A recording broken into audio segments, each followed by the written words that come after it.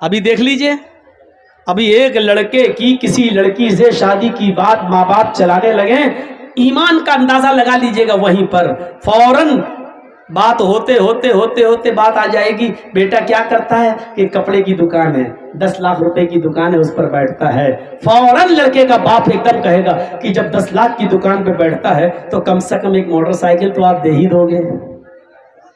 میرا بیٹا 10 لاکھ کی دکان پہ بیٹھتا ہے، کپڑے کی دکان پہ بیٹھتا ہے، تمہاری بیٹی کو کھلائے گا پلائے گا، تو کیا آپ دکان پہ آنے جانے کے لیے کیا ایک بائک نہیں دے سکتے ہو؟ ابھی پتا چل جائے گا شادیوں کے موقع پر کہ ایمان کتنا % ہمارے اندر موجود ہے۔ میرے بھائیوں، میں نے کل کے بھی جلسے میں کہا تھا کہ جب کوئی اپنے بیٹے کے نام پر بائک مانگتا ہے، موٹر سائیکل مانگتا ہے، تو اللہ کی قسم مجھے ایسا لگتا ہے کہ اس سے بڑا انٹرنیشنل بھکاری کوئی ہے ہی نہیں۔ میرے دروازے پر کوئی لگڑا لولا آئے 100 200 500 روپے دینے میں اچھا لگتا، کمانے کے لائق نہیں ہے، ہاتھ کٹے ہیں، پیر کٹے ہیں، لنگڑا ہے، آنکھوں سے اندھا ہے، اللہ کے نام پہ مانگ رہا 100 روپے دے دو بیچارے کو، اچھا لگتا ہے کیونکہ وہ اللہ کے نام پہ مانگ رہا ہے۔ اب ایمانداری کے ساتھ بتاؤ، یہ ہٹا کٹا نوجوان تندرست اور اپنے بیٹے کے نام پہ کہہ رہا ہے 70,000 کی بائک دے دو، وہ اللہ کے نام پہ مانگ رہا ہے، یہ بیٹے کے نام پہ مانگ رہا ہے، تو ایمانداری کے ساتھ بتائیے کہ انٹرنیشنل بھیگاری کون ہوا؟ جو اللہ کے نام پہ 100 روپے مانگتا وہ، یا جو اپنے بیٹے کے نام پر موٹر سائیکل مانگ رہا ہے وہ کون ہے؟ یہ آپ فیصلہ کر کے بتائیے کہ ان دونوں میں انٹرنیشنل بھیکاری کون ہے؟ الفاظ میرے کڑوے ہیں، سخت ہیں، زہریلے ہیں، لیکن سننا پڑے گا آپ کو۔ معافی نہیں مانگوں گا میں نے بھیک مانگ لی شیروانی کا دامن اٹھا کر اپنی قوم کے لیے، لیکن یہاں میں غلط نہیں ہوں۔ میں نے کہا ہے انٹرنیشنل بھکاری، میں اپنے جملوں پہ قائم ہوں، اس کے لیے میں آپ سے معافی کا چندہ نہیں مانگوں گا کہ معاف کر دو، نہیں۔ کیوں مانگے؟ ہم نے کوئی غلط بولا ہے کیا؟ ہو تو ہو انٹرنیشنل بھکاری، میں کیا کروں؟ اپنے بیٹے کے نام پہ مانگو گے اور ہم آپ کو بھکاری بھی نہ کہیں، بس صاحب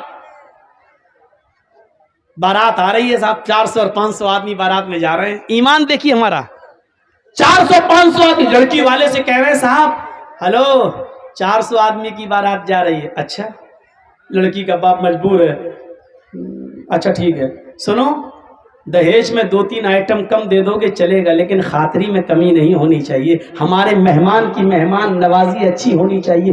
جانتے ہو اس کا مطلب کیا ہے؟ یہ لڑکے کا باپ جو لڑکی کے باپ سے کہہ رہا ہے مہمان نوازی اچھی ہونی چاہیے، اس کا مطلب آپ سمجھ رہے ہو؟ اس کا مطلب ہے میرے ساتھ جو 250-300 باراتی آ رہے ہیں، باراتی نہیں چور جو آ رہے ہیں، چور بھی نہیں ڈاکو، یہ لٹیرے جو ہمارے ساتھ آ رہے ہیں، ان کو چھوٹا بڑا نہیں چلے گا، چھوٹا دینا، مطلب منہ سے نہیں کہہ رہا، منہ سے اتنا کہا خاطری اچھی کر دینا، جہیز میں 1-2 آئٹم کم دے دینا چلے گا، لیکن خاطری اچھی کر دینا، مہمان نوازی اچھی، یہ اس اچھی میں بہت سی چیزیں چھپی ہوئی ہے، یعنی بڑا نہیں چلے گا چھوٹا دینا، پولٹری نہیں چلے گا دیسی مرغا چلے گا وہ دینا، 1 آئٹم نہیں چلے گا 5-6 آئٹم دینا، اس اچھی میں یہ ساری چیزیں چھپی ہوئی ہیں، اور ان لٹیروں کا پیٹ بھرنے کے لیے اس لڑکی کا باپ کہاں سے بیچارہ قرضہ لیتا ہے، اور آپ کو ایک ٹائم اچھا کھانا کھلا دیتا ہے۔ اچھا کھانے کا مطلب سمجھ گئے نا؟ آپ کو بڑے کا نہیں مٹن کھلا دیتا ہے، دیسی مرغا کھلا دیتا ہے، آپ کے پیٹ کی جہنم کو بھر دیتا ہے، حالانکہ اس ایک دن کے کھلانے کے چکر میں اس لڑکی کے باپ کو اس کا قرض کا ادائیگی کرتے ہوئے کتنا سود دینا پڑتا ہے، اور کتنے سال تک اس کا قرضہ ادا نہیں کر پاتا ہے وہ بیچارہ۔ کبھی آپ نے اس غریب باپ کی غربت کی طرف بھی آپ نے خیال رکھا ہے؟ اتنا یاد رکھنا، اگر آپ نے کسی غریب کی غربت کو نہیں دیکھا تو آپ ظالم ہو جائیں گے، آپ ظالم کہلائیں گے۔ یہ زمین پڑی ہے، یہ خالی زمین ہے جہاں عورتیں بیٹھی ہوئی ہیں، مان لیجئے یہ زمین شرافت علی صاحب کی ہے۔ اب سنیے، بہت امپورٹنٹ بات بتانے جا رہا ہوں، سننا پڑے گا تمہیں نہیں، تمہارے باپ کو بھی سننا پڑے گا۔ جب تک میں یہاں ہوں، یہ پاور مجھے محمد رسول اللہ نے دیا ہے۔ بیٹھو یہاں پر، سنو، یہ زمین شرافت علی صاحب کی ہے، 2 لاکھ کی زمین ہے، مجھے معلوم ہے کہ 2 لاکھ کی زمین ہے، لیکن شرافت علی صاحب کی والدہ کی طبیعت خراب ہے، ان کو ہاسپٹل میں اپنی ماں کا علاج کرا رہے ہیں، اب جرجیس صاحب سوچ رہے ہیں کہ شرافت علی اپنی ماں کی طبیعت کا علاج کرانے کے لیے اپنی زمین بیچے گا کیونکہ اس کے پاس پیسہ نہیں ہے۔ اب جرجیس صاحب اس کی زمین بکنے کا انتظار کر رہے ہیں اور مجبوری کا فائدہ اٹھانا چاہتے ہیں کہ 2 لاکھ کی زمین ہمیں 1.5 لاکھ میں مل جائے۔ شرافت صاحب آئے، جرجیس صاحب آپ محلے میں اچھے آدمی ہیں، آپ ہماری زمین لے لیجیے۔ صاحب ہمیں زمین کی ضرورت نہیں اور لاک ڈاؤن کے بعد زمین کی قیمت بڑھ بھی نہیں رہی ہے، صاحب حالات خراب نہیں ہے، صاحب لے لیجیے، میری ماں کی طبیعت خراب ہے۔ اوہ اچھا، والدہ کی طبیعت خراب، ہاں ٹھیک ہے، اگر 1.5 لاکھ روپے میں دینا تو دے دو کیونکہ زمین کی قیمت بڑھ تو رہی نہیں ہے۔ معلوم ہے کہ 2 لاکھ کی ہے لیکن شرافت علی صاحب مجبور ہیں اور یہ اپنی ماں کا علاج کرانے کے لیے وہ زمین 1.5 لاکھ روپے کی دے دیتے ہیں۔ ہم نے 1.5 لاکھ لگایا، انہوں نے 1.5 لاکھ دے دیا، لیکن جرجیس کو معلوم ہے کہ وہ زمین 2 لاکھ کی ہے۔ اللہ کی قسم ہم اس کے باوجود بے ایمان ہیں، چاہے سودا کر کے ہی ہم نے کیوں نہ لیا ہو، کیونکہ ہمیں معلوم ہے کہ وہ 2 لاکھ کی زمین ہے۔ ہم حق مار رہے ہیں، ہم مجبور کی مجبوری کا ناجائز فائدہ اٹھا رہے ہیں، اور اسلام یہ کہہ رہا ہے کہ تو چاہے کتنی نمازیں پڑھ لے، چاہے کتنے روزے رکھ لے، لیکن تو نے اپنے مسلمان بھائی کے اوپر ظلم کیا ہے، اللہ کی قسم تیری نماز قبول نہیں ہوگی، تیرا روزہ قبول نہیں ہوگا۔ ہم پڑھے کہاں ہیں؟ چلے گئے مسجد میں، پڑھے آئے 2 رکعت نماز پڑھ کے داڑھی پہ ہاتھ پھیر کے نکل گئے، لگتا ہے جیسے اللہ پر بہت بڑا احسان کر کے آئے ہیں، اللہ پہ بہت بڑا احسان کر کے آئے ہیں۔ جب تک تم لوگوں کی مجبوری کا فائدہ اٹھاؤ گے تمہاری عبادت قبول نہیں ہوگی۔ کبھی آپ نے یہ بھی سوچا ہے کہ صاحب 2 لاکھ کی زمین ہے شرافت علی صاحب کی، ان کی ماں کا علاج ہونا ہے، بیچارے کو ضرورت ہے پیسوں کی، چلو 2 لاکھ کی زمین کو ہم 2.25 لاکھ میں لے لیتے ہیں، بیچارہ اپنی ماں کا علاج کرا رہا ہے، ایسے کسی کے سامنے ہاتھ پھیلانے میں شرم آ رہی ہے، چلو 2 کی زمین ہم 2.25 میں خرید لیتے ہیں، ہماری زمین پڑی رہے گی 2-4 سال اس کی قیمت بڑھ جائے گی، لیکن ایک مجبور آدمی بیچارہ اپنی ماں کا علاج کرا لے گا۔ کبھی 2 لاکھ کی زمین کو 2.25 لاکھ میں لیا ہم نے، کبھی 2 لاکھ کی زمین کا 2.5 لاکھ دیا ہے؟ جب 2 کا 2.5 نہیں دے سکتے ہو تو 2 کا 1.5 دینا بھی ظلم ہے، ظلم ہے، ظلم ہے، رب کعبہ کی قسم ظلم ہے، اور اللہ اس کو معاف نہیں کرے گا۔ مجبور کے مجبوری کا فائدہ اٹھائیں گے آپ؟ ایمان اس چیز کا نام نہیں، یہی تو ہماری ایمان کی کمزوری ہے، یہی تو ہماری ایمان میں کمزوری ہے۔ ہماری بنیاد جب کمزور ہے تو عمارت کیسے مضبوط ہو سکتی ہے؟ عمارت ہماری کیسے مضبوط ہو سکتی ہے؟ ہمیں اپنے ایمان کو مضبوط کرنا ہے۔ وہ کون سا ایمان تھا؟ وہ کون سا ایمان تھا کہ آتی ہے ایک عورت قبیلہ غامدیہ سے، صحابیہ ہے، آتی ہے، اے اللہ کے نبی مجھ سے ایک جرم ہو گیا ہے۔ کیا جرم ہوا ہے؟ سن لو، تھوڑی دیر کے لیے اور بیٹھ لو، اس واقعے کو سن لو، آنکھوں میں آنسو آ جاتے ہیں، اس واقعے کو سننے کے بعد انسان رونے پہ مجبور ہو جاتا ہے، یہ واقعہ ہمارے ایمان کو جھنجھوڑتا ہے، اس واقعے کو سن لو، چلے جانا، تھوڑی دیر یہ بھیک میں اور ڈال دو میری جھولی میں، اس واقعے کو سن لو۔ وہ عورت آتی ہے، اے اللہ کے نبی مجھ سے جرم ہو گیا ہے۔ آپ نے کہا توبہ کر، کہنے لگے اللہ کے نبی میں اسی دنیا میں پاک ہونا چاہتی ہوں، میں اسی دنیا میں اس جرم کی سزا پانا چاہتی ہوں۔ آپ نے کہا توبہ کر، اللہ سے مغفرت کی دعا مانگ، اللہ غفور الرحیم ہے۔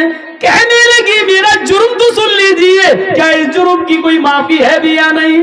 اللہ کے نبی نے کہا بتا کیا تیرا جرم ہوا ہے، کیا تجھ سے غلطی ہوئی ہے؟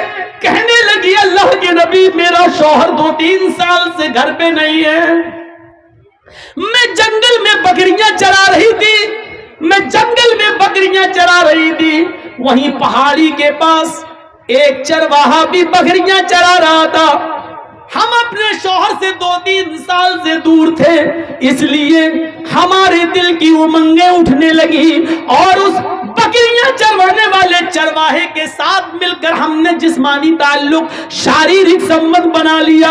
ایک پہاڑ کی جھاڑی میں، پہاڑی کے نیچے کی جھاڑی میں ہم دونوں گئے اور ہم دونوں نے زنا کر لیا۔ انی قد صبت الحد یا رسول اللہ، اے اللہ کے رسول میں حد کو پہنچ چکی ہوں، مجھ سے اتنا بڑا جرم ہو گیا ہے، اس جرم کی سزا اسلام میں یہ ہے کہ مجھے پتھروں سے مار مار کے مار ڈالا جائے۔ آپ کیسے کہہ رہے ہیں کہ اللہ سے معافی مانگ لے، اللہ سے توبہ کر لے؟ اللہ کے نبی نے کہا اچھا اوہ یہ گناہ ہوا ہے تم سے، جی ٹھیک ہے، کیا چاہتی ہو؟ کہا مجھے ختم کر دیا جائے۔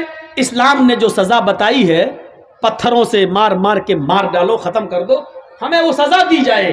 اللہ کے نبی نے کہا ٹھیک ہے تمہیں یہ سزا دی جائے گی، جاؤ اے صحابیوں اس عورت کو لے جاؤ۔ یہ نہیں پوچھا کہ کس نے کیا تھا، وہ مرد کون تھا، آدمی کون تھا، کہاں کا رہنے والا تھا، نہیں یہ سب نہیں پوچھا۔ کیوں؟ جس کی بات چھپی ہے چھپی رہنے دو، وہ جانے اور اس کا اللہ جانے۔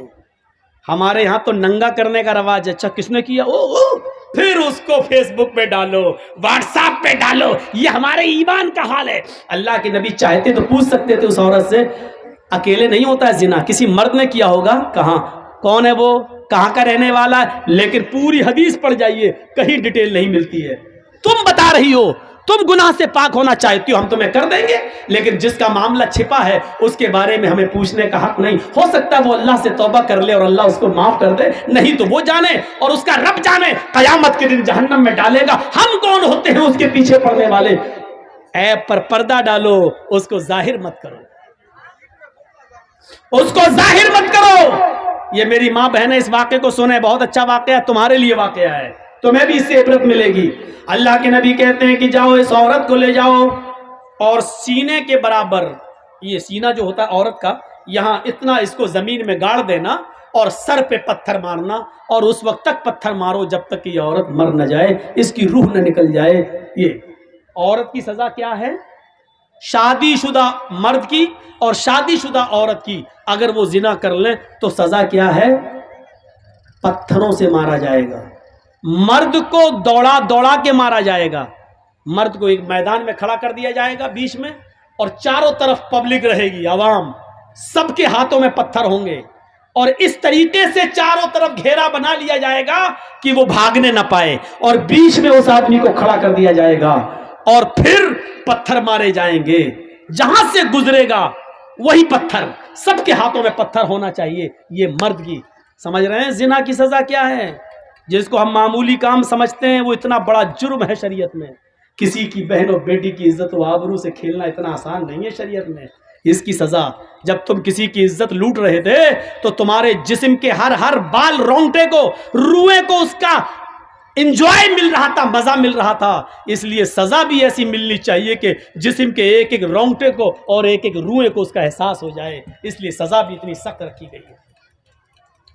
مرد کو دوڑا دوڑا کے مارا جائے گا، لیکن عورت کو دوڑا دوڑا کے نہیں مارا جائے گا، کیونکہ اس کی بے پردگی ہو سکتی ہے، دوڑے گی تو اس کو زمین کا گڈھا کھودا جائے گا اور اس کو کھڑا کر دیا جائے گا اور سینے کے برابر مٹی ڈال دی جائے گی، یعنی اتنا گاڑ دیا جائے گا سینے کے برابر یہاں تک، اور سر اس کا کھلا رکھا جائے گا، اور پھر اس کے سر پر پتھر مارے جائیں گے، اور اس وقت تک پتھر مارا جائے گا جب تک کہ عورت مر نہ جائے۔ چاہے یہ رضامندی والی زنا ہے، مرد بھی راضی عورت بھی راضی اور دونوں نے کر لیا۔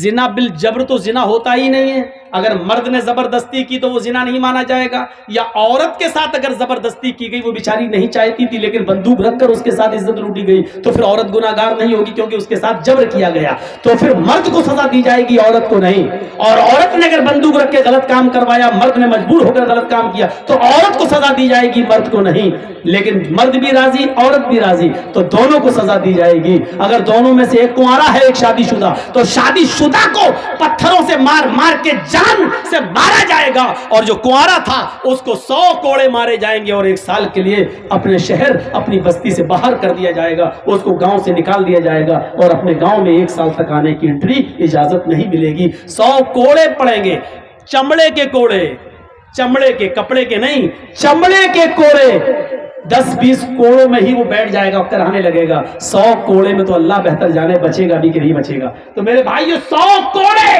زندگی بھر کے لیے پھر اٹھنے کے لائق نہیں رہے گا، اگر بچ بھی گیا تو زندگی بھر چلنے کے لائق نہیں رہے گا، اٹھنے کے لائق نہیں رہے گا بستر پر۔ ایسے 100 کوڑے اس کے اوپر مارے جائیں گے، اور 100 کوڑے مارنے کے بعد بھی اس کو گاؤں میں رہنے کی اجازت نہیں، 1 سال کے لیے اس کو اس شہر سے دوسرے شہر میں داخل کیا جائے گا اس کو اپنے شہر میں انٹری نہیں ہے, کیونکہ اس کو دیکھ کر لوگ اس لڑکی کو یاد کریں گے, اچھا یہ وہ پھلا کی لڑکی کے ساتھ اس نے, تو اس لڑکی کی بے عزتی ہوگی جس کے ساتھ اس نے ریپ کیا ہے یا زنا کیا ہے. اس لیے اس لڑکی کی عزت کو بحال کرنے کے لیے 100 کوڑے مار کو 1 سال کے لیے اس کو شہر سے باہر نکال دو. یہ اسلام نے سزا متعین کی ہے.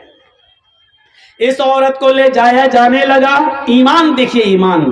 اس عورت سے زنا کا صدور تو ہو گیا, لیکن جب ہوش میں آئی, جب اس کو جوانی کی گرمی اس کے دماغ سے نکلتی ہے تو سوچتی اللہ یہ میں نے کیا کر لیا, اللہ یہ مجھ سے کیا ہو گیا, اللہ یہ میں نے کتنا بڑا گناہ کر لیا, اب مجھے اس دنیا میں زندہ رہنے کا حق نہیں ہے. کسی کو معلوم نہیں تھا, لیکن اس نے خود اللہ کے نبی کو آ کر بتا دیا. اس کے عیب پر پردہ پڑ چکا تھا, لیکن پھر بھی اس نے آ کر اللہ کے نبی کو بتا دیا. اللہ کے نبی نے کہا جاؤ اس عورت کو لے جاؤ اور اس کو پتھروں سے مار مار کے ہلاک کر دو, مار مار کے اس عورت کو مار ڈالو. صحابہ اس کو لے کے جانے لگے, پکڑا, چل جلدی چل. اس کو کھینچ لیا, وہ گر گئی. جیسی وہ کام دیا گری, وہ عورت زمین کے اوپر گری تو اس نے اپنا پیٹ سب سے پہلے پکڑا. صحابہ نے پوچھا کیا ہوا, کیا بات ہے, ایسے چلے گی تو کب تک پہنچے گی تو میدان میں, کب تجھے مارا جائے گا. کہنے لگی وہ محمد کے ساتھی ہو صلی اللہ علیہ وسلم, آئے نبی کے ساتھی ہو, مجھے دھیرے دھیرے لے چلو.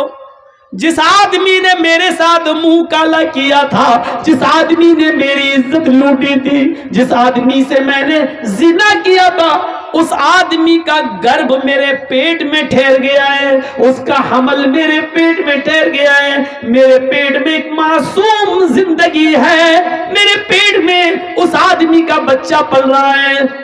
دھیرے دھیرے لے چلو, میں تیز نہیں چل سکتی. صحابہ نے کہا تیرے پیٹ میں بچہ ہے؟ کہنے لگی ہاں. رکو, صحابہ اللہ کے نبی کے پاس آئے. اور اللہ کے نبی, آپ نے اس عورت کو قتل کرنے کا, مارنے کا حکم دیا ہے, لیکن اس عورت کے پیٹ میں تو بچہ ہے. آپ نے بلایا, ادھر آؤ. آئی, تمہارے پیٹ میں بچہ ہے؟ جی. تو تم نے پہلے کیوں نہیں بتایا؟ کہا اللہ کے نبی اس لیے نہیں بتایا کیونکہ اس بچے کا باپ وہی ہے جس نے میرے ساتھ زنا کیا ہے, اور میں نہیں چاہتی ہوں کہ یہ بچہ پیدا ہو, اور جب اس بچے کو بڑے ہو کر پتا چلے کہ میرا باپ کا پتہ نہیں, میں ناجائز اولاد ہوں, تو یہ زندگی بھر مجھے گالی دے گا. اس لیے میں چاہتی ہوں کہ میں مروں تو میرے ساتھ میرے پیٹ کا بچہ بھی مر جائے, اس لیے میں نے آپ کو نہیں بتایا. نبی اکرم نے کیا کہا, اے عورت نہیں, قصور تیرا تھا, غلطی تیری تھی, زنا تو نے کیا, تیرے پیٹ میں پلنے والے اس معصوم بچے کا کیا قصور ہے, اس بیچارے کی کیا غلطی ہے, اس کو تو کیوں مارنا چاہتی ہے؟ نہیں نہیں, ابھی تمہیں قتل نہیں کیا جائے گا, ابھی تمہیں مارا نہیں جائے گا. جاؤ ابھی اس بچے کو اپنے پیٹ میں 9 مہینے تک پالو, اور جب بچہ پیدا ہو جائے تب لے کر آنا. ناجائز بچہ ہے پیٹ میں, باپ کا پتہ نہیں ہے, لیکن اللہ کے رسول ایک ناجائز بچے کو بھی گرانے کی اجازت نہیں دے رہے ہیں. کاش مودی جی کے چمچے, یوگی جی کے چمچے کم سے کم اس حدیث کو پڑھ لیتے, نبی کی زندگی کے اس واقعے کو پڑھ لیتے. چاچا کیا ہو گیا؟ لاؤ پیسہ لینے کے لیے تو دنیا پریشان ہے. لیجیے بھائی, اور کچھ سب بیٹھے তাকে স্টেজে রাখা হয়েছে, ছেলের গার্জেন এসে নিয়ে যাবেন. سنیے سنیے سنیے تھوڑا سا, آپ ادھر دیکھیے, بڑا اچھا واقعہ ہے. اللہ کے نبی ایک معصوم کی زندگی کو کتنا پیار کی نظر سے دیکھ رہے ہیں, جبکہ معلوم ہے کہ بچے کا باپ ناجائز. یہ بچہ جب پیدا ہوگا تو حرامی بچہ کہلائے گا, ناجائز بچہ کہلائے گا, لیکن اس کے باوجود اللہ کے نبی کہہ رہے ہیں بچے کو نہیں مارا جائے گا. بچے کا کیا قصور ہے؟ اس سے زیادہ انسانیت کسی دھرم میں ملے گی؟ اس سے زیادہ مانوتا کسی مذہب میں ملے گی؟ گئے, جاؤ اس عورت کو کہا بچہ پیدا ہو جائے تب آنا. 9 مہینے تک اپنے پیٹ میں رکھتی ہے. جب بچہ پیدا ہوا 2-4 दिन बिस्तर पे लेटती है, चलने के लायक होती है तो बच्चे को लेकर आती है। 9 महीने में अल्लाह के नबी भूल गए कि ये औरत कौन है। आई, अल्लाह के रसूल लीजिए बच्चा। आपने कहा था जब बच्चा पैदा हो जाए तब आना। आपने कहा तुम कौन? कहा नहीं पहचाना। कहा नहीं, मैं वही औरत हूं जिससे जिना का सुदूर हुआ था और मुझे कत्ल करने के लिए भेजा जा रहा था। मेरे पेट में बच्चा था। आपने कहा ओ गामदिया, कबीले गामदिया से? हाँ। अच्छा अच्छा अच्छा अच्छा, ओ अब बच्चा पैदा हो गया? कि हाँ, ये लीजिए। उस औरत ने अपना बच्चा मोहम्मदुर रसूलुल्लाह के हाथों में दे दिया। मीडिया वालों लिखो, अगर तुम्हारे कलम में ताकत है दिखाओ मानो, ताकि ये शक्ल मोदी जी को और योगी जी को बताओ कि मौलवी जर्जीस ने डंके की चोट पर ऐलान करके कहा है इंसानियत का ये सबक, जिस बच्चे का बाप पता नहीं है, जो पैदा तो हो चुका है लेकिन नाजायज औलाद है, ऐसी नाजायज औलाद को मोहम्मद रसूलुल्लाह अपनी गोद में उठा रहे हैं, उस बच्चे को अपने सीने से लगा रहे हैं। तुम तो ब्राह्मणों के मंदिरों में शूद्र नहीं जा सकता है, ब्राह्मण की थाली में हरिजन नहीं खा सकता है। तुमने तो छूत छात के ऐसे नियम बना दिए हैं कि अल्लाह के बंदों में ही बंटवारा कर दिया है कि ब्रह्मा जी ने अपने मुंह से ब्राह्मण को पैदा किया, हाथों से छत्री को पैदा किया, राम से वेश को पैदा किया, पैरों से शूद्र को पैदा किया। ब्रह्मा जी ने अपने मुंह से इसको, हाथों से इसको, छत्री को, ठाकुर को और हरिजन को सबसे नीचे वाले हिस्से से। तुमने तो बंटवारा कर दिया है, तुमने तो बंटवारा कर दिया है। मेरे प्यारे साथियों, जरा तसव्वुर तो कीजिए, इस्लाम के अंदर मसावात का ऐसा दर्स मिलेगा, ऐसा दर्स मिलेगा। आपके मोहल्ले की मस्जिद है, अजान हो गई है, पहली सफ भर गई है, जर्जी साहब मस्जिद में जाते हैं, एमएलए मिनहाज साहब मस्जिद में जा रहे हैं नमाज पढ़ने के लिए।